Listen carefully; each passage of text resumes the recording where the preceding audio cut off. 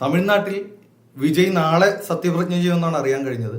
ശരിക്കും വിജയ് നേടിയ വലിയ വിജയം വർഷങ്ങൾക്ക് മുൻപേ രജനീകാന്ത്, സൂപ്പർ സ്റ്റാർ രജനീകാന്ത് ലക്ഷ്യം വെച്ച ഒന്നായിരുന്നു.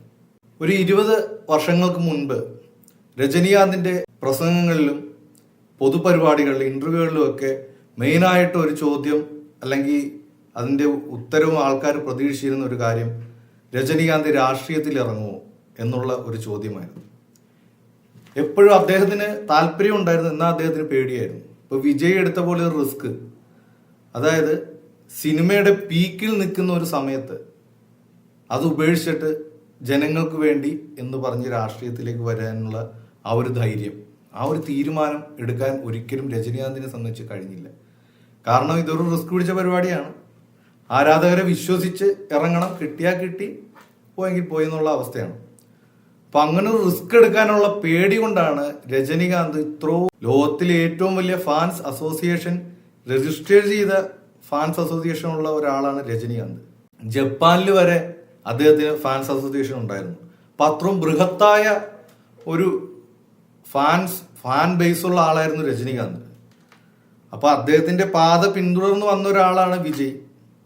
വിജയ് വന്ന ടൈമില് വിജയകാന്തിന്റെ ഒരു ശിഷ്യനായിട്ടാണ് പുള്ളിയുടെ രംഗപ്രവേശനം തന്നെ സിനിമയിലൂടെ. ക്യാപ്റ്റൻ വിജയകാന്ത് രാഷ്ട്രീയത്തിലും ഒക്കെ തിളങ്ങിയിരിക്കുന്ന ഒരു ആള് തന്നെയായിരുന്നു അവിടുത്തെ.